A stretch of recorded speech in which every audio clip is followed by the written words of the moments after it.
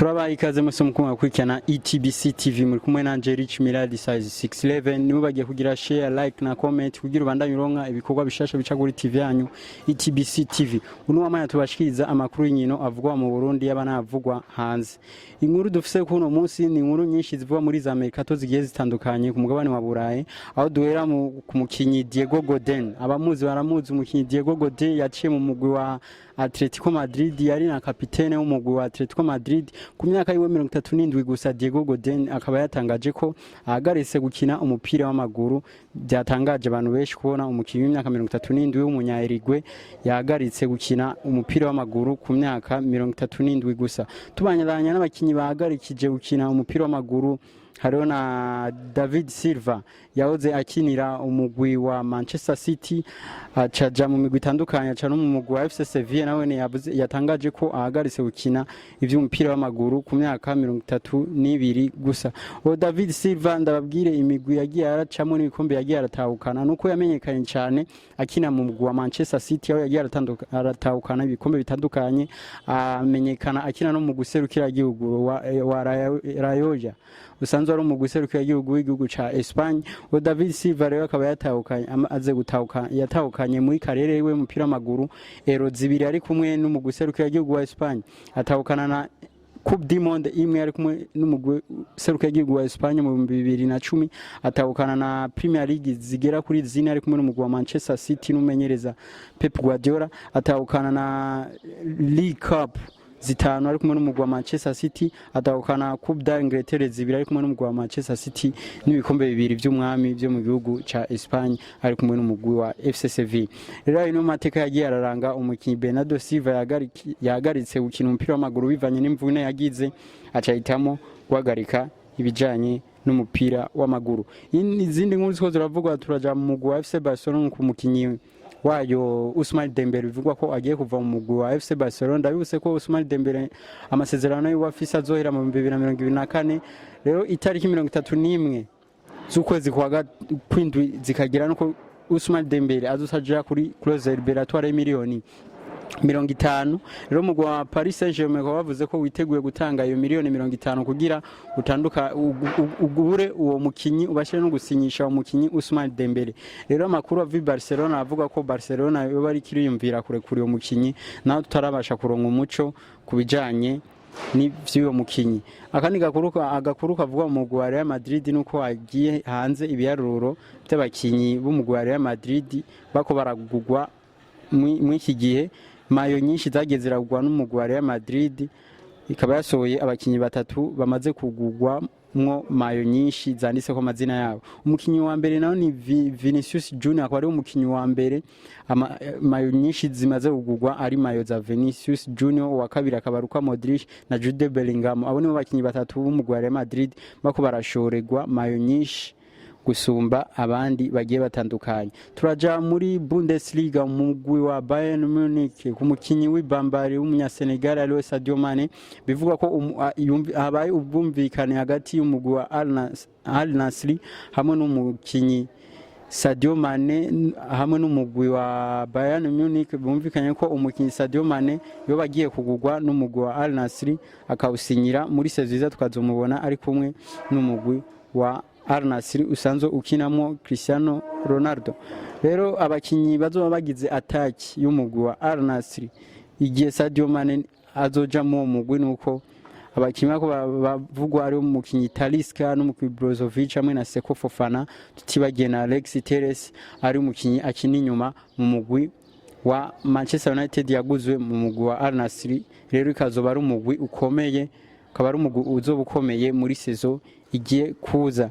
Iyindi nkuru kiravugwa mu mugwi wa FC Barcelona nuko umukinyi Yannick Carrasco muzi ko akina mu mugwi wa Atletico Madrid biko biravugwa ko umugwi wa FC Barcelona boba witeguye kumugura muri saison igiye kuza, mu gihe worekura Ousmane Dembele wo cusinyisha umukinyi Yannick Carrasco muzi ko akina mu mugwi wa Atletico Madrid. Karim Benzema ku rukino rwiwe rwa mbere ari kumwe n'umugwi wa Al Ittihad akaba yatsinze igisindo atanga na pass decisive mu bisindo bibiri umugwi wa Al Ittihad watsinze mu rukino rwerutse kuba. Rero Karim Benzema akaba yatanguye neza ari kumwe n'uwo mugwi wa Al Ittihad nkuko yanabikora mu mugwi wa Real Madrid.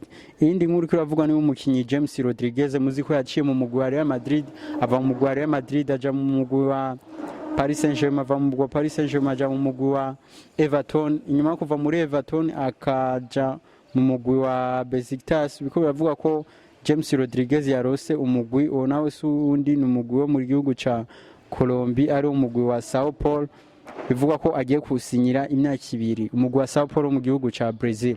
Rero uyu mukinyi muzi ko yigenjeje neza muri Mondial yabaye mu 2014 akabasha no kuba meilleur buteur wa Mondial atsinze ibisindo 6 ari kumwe n'umugwi wose rukira gihugu wa Colombia. James Rodriguez akaba ageze muri Brazil mu kiringo kitarenga imyaka 9. Yumvire kuba uri umukinyi yigenje neza muri Mondial inyuma y'imyaka 9 gusa ku myaka 26 ugaca wisa ku myaka 30 ugaca wisanga ugeze muri Brazil ku myaka 30. Ni ibintu bibabaje byose bigaturuka kubona uwo mukinyi yaguzwe n'umugwi wa Real Madrid mu 2014 agakina neza nk'imyaka 2 inyuma yaho Zinedine Zidane aje mu mugwi wa Real Madrid mu 2016 atabasha kuronka umwanya ukwiye uwo mukinyi ari mu mugwi wa Real Madrid agahitamo gusohoka umugwi akaja mu migwi itandukanye aho yaciye no muri mugwi wa Everton azanywe n'umumenyereza wiwe yamuguze mu mugwi wa Real Madrid ariwe Carlo Ancelotti agerageza kumuvyura arabe ko yosubira kuri niveau yiwe ariko biranka. Rero umukinyi akaba yaciye aja mu mugwi wa Besiktas mu gihugu ca Turki, inyuma yaho bitagenze neza aca amara nka saison yose yicaye atamugwa afise. Ubura akaba yarose umugwi wa Sao Paulo mu gihugu ca Brazil wamusinyishije kontra y'imyaka 2. Inkuru kiravuga mu mugwi wa Napoli nuko umukinyi wayo nawe sundi n'umukinyi wo mu Nigeria nawe ni Osimhen, Victor Osimhen, bivuga ko yo bagiye kongereza kontra y'imyaka 4 ariko umwe n'umugwi wa Napoli izomushikana mu 2027. Ndabutse ko umukinyi ariko ararondegwa n'imigwi itandukanye tibagiye umugwi wa Real Madrid ugashira ko umugwi wa Tottenham Hotspur ugashira ko umugwi wa Paris Saint-Germain, yose akaba ari imigwi itandukanye kirarondera mu mukinyi Victor Osimhen. Ariko president w'ikipe ya Napoli ariwe Aurelio De Laurentiis akaba yatangaje ko ibiganiro bimeze neza hagati yawe n'umukinyi Victor Osimhen bagiye kumvikana ko agiye kongereza kontra y'imyaka 4 izomushikana mu 2027 ari kumwe n'umugwi wa Napoli. Indi nkuru umukinyi wa Real Valladolid nawe sundi ni Fresneda, bivuga ko yo bagiye kwiyunga n'umugwi wa FC Barcelona. Yose umukinyi w'imyaka 18 umukinyi yigenje neza muri championnat y'u 2021 yarishira mu 2022 yose kurangira ari kumwe n'umugwi wa Real Valladolid. Umukinyi ku myaka yiwe gusa 18 bikavuga ko yo bagiye gukina mu mugwi wa FC Barcelona. Izindi nkuru kiravugwa nuko kuri feto Kylian Mbappe nuko abaye ubwumvikane hagati y'umugwi wa Real Madrid uri kumwe n'umugwi wa Paris Saint-Germain n'abavyeyi ba Kylian Mbappe ko umukinyi Kylian Mbappe agiye kuja mu mugwi wa Real Madrid aguzwe miliyoni 225 hagati ya miliyoni 225 gushika kuri miliyoni 230. Bikavuga ko mwizo miliyoni 225 canke 230 yuko umugwi wa Paris Saint-Germain uzoha Kylian Mbappe miliyoni 192 hama umugwi wa Paris Saint-Germain ugatahukana amafaranga azobasigaye. Rero turarindira tukubona uwo mukinyi ko azosohoka mu mugwi wa Paris Saint-Germain. Ndabibutse ko Kylian Mbappe atajanye n'umugwi wa Paris Saint-Germain aho kuragira pre-season uri kumwe n'umumenyereza wawe umushasha ariwe Luis Enrique mu gihugu c'Ubuyapani. Indi nkuru ikiravugwa ni mu mugwi wa Al Ahly. Umugwi wa Al Ahly yo mu gihugu ca Arabie Saoudite n'umugwi wagiye uriyubaka wagiye uragura abakinyi batandukanye kandi abakinyi bakina ku mugabane wa Burayi bagifise n'imyaka yo gukina n'inguvu zo gukina. Rero umugwi wa Al Ahly ukaba wasinyishije abakinyi bagera kuri 5 bari bazwi bari bakina muri Premier League. Abona bose ubundi ni Edouard Mendy yavuye mu mugwi wa Chelsea, Robert Firmino yavuye mu mugwi wa Liverpool gushira kuri Riyad Mahrez avuye mu mugwi wa Manchester City gushira kuri Riyad Boudebouz avuye mu mugwi wa Saint-Etienne mu gihugu c'Ubufaransa gushira ko na Alès Maxime avuye mu mugwi wa Newcastle wo mu gihugu c'Ubwongereza muzi ko warangije uri mu kibanza ca 4 uri muri Big 4 uzokina mu Champions League mu mwaka uza. Rero abakinyi bagiye guhura mu mugwi wa Al Ahly biboneka ko championnat igiye kuza yo mu gihugu ca Arabie Saoudite ari championnat izo bikomeye, championnat kandi izo bashobora gukurikiranwa n'abantu benshi. Akandi gakuru twabashikiriza nako umukinyi Odion Igalo umukinyi Odion Igalo abamuzi baramuzi yaciye mu mugwi wa Watford ari kumwe n'abakinyi batandukanye ndamwibuka muri saison y'2014 ishira mu 2015 n'umukinyi yigenjeje neza ari kumwe n'umugwi wa Watford ari nyuma yaho nyuma y'imyaka 2 umugwi wa Watford wabashe gucutso urakoroka icicaro uja muri championship icicaro ca kabiri mu gihugu c'Ubwongereza. Rero umukinyi Odion Igalo yaciye yiyunga n'umugwi wa Al Hilal wo mu gihugu ca Arabie Saoudite. Yashikirije amajambo akurikiye ati abakinyi bose mubona bazamu muri Arabie Saoudite nibaza kubwo gukunda umupira w'amaguru, nibaza nkuko bavyishimiye, nibaza nkuko baba bafise indoto zo gukina muri Arabie Saoudite, ati twese tuza ngaha kubera amafaranga.